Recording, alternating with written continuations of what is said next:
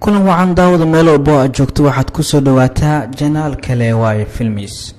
muuqaalkeena maanta waxaan ku soo qaadanaynaa jilayaasha hadda ka hor mar la ganaaxay ama la xiray sharci ay jebiyeen awgeed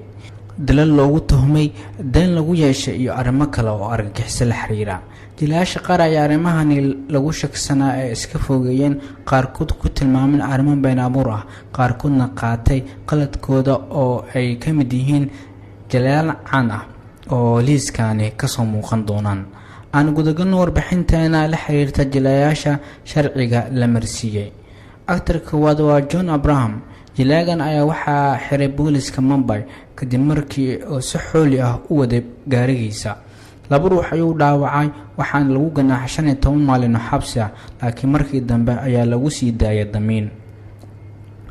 xidig labaad waa Suraj Banjoli xidigan ayaa waxaa loo xiray inuu ka dambeeyay isdilkii Jian Khan atrishadii isdishay waxay warqad ay qorto ku sheegtay in dilkeeda uu ka dambeeyo Suraj Banjoli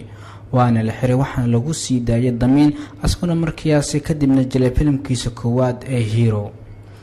actorka saddexaad waa Fardeen Khan xidigan ayaa xabsiga loo taxaabay kadib markii lagu qabtay drugs laakiin markii dambe waxaa lagu soo daayay damiin markii la cadeeyay in uu wax yar ama wax ka yar 1 kilogram uu isticmaalay Shahrukh Khan xidiga afraad jilagan ayaa xanaaq ka tambadiyay ayuu dagaal wuxuu ku galay garoonka Wankhede Stadium waxaana garoonka laga ganaaxay 5 sano kadib dabeecad xumadii uu ku sameeyay garoonka awgeed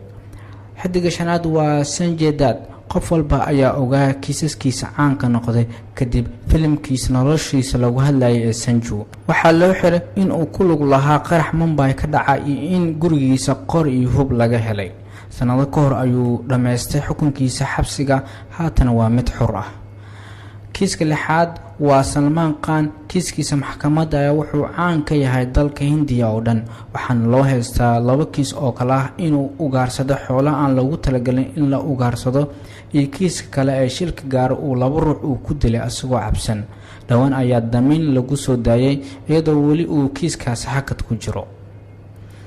xidig ugu dambeeya toddobaad waa Shinai Ahuja waxaa loo haystaa wax aan laga filnayn oo ah inuu kufsi ku dhaqaaqay waxaana lagu ganaaxay 7 sano oo xariga waxaana lagu soo daayay damiin si uu u duubo filimkiisa Welcome Back to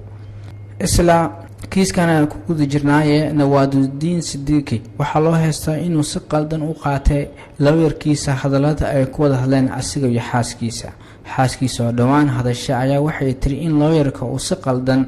oo si sharci dara ah u qaatay codadka duwan laakiin aan xidiga qaladka lahayn intaas ayaan ku soo xireynaa warbixintaana kaga hadlaynay xidigada xabsiga gala ama kiisas lagu soo oogay wad ku maasantahay daawashada hadaad ka yeeshanaa la wadaaga asxaabtaada